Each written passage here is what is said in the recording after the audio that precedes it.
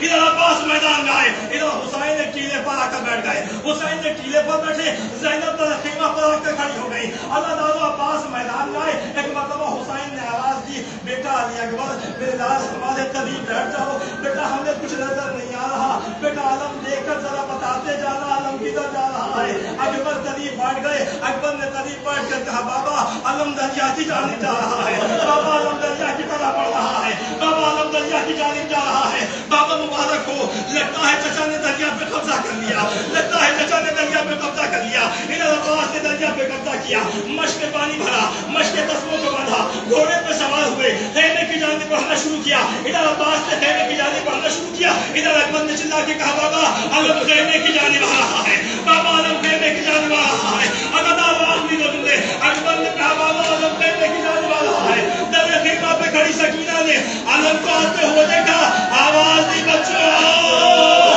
دیکھو میرا چچا پانی لا رہا ہے۔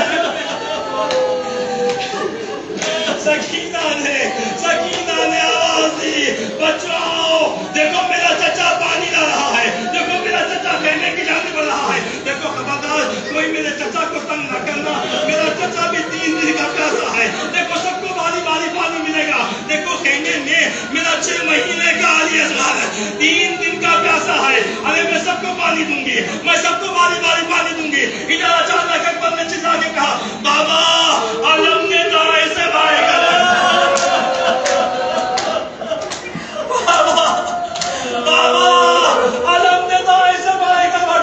حسین نے کہا میں عباس کے بازو کی ہے، کہا بابا علم نے بائیں سے دائیں کر رکھی، حسین نے کہا میں عباس کے بازو کی ہے، کہا بابا علم ہچ کو لے کر رہا ہے، بابا علم نظر بنا رہا ہے، بابا علم نظر نہیں آتا، بس ادھر علم گرا، ادھر حسین کے سر سے امامہ گرا، ادھر زینب کے سر سے خیمے پہ چادر گری، کربلا کے بندے آواز گونجی، عباس میری چادر، عباس میرا بندہ، عباس میری چادر، عباس میرا بندہ۔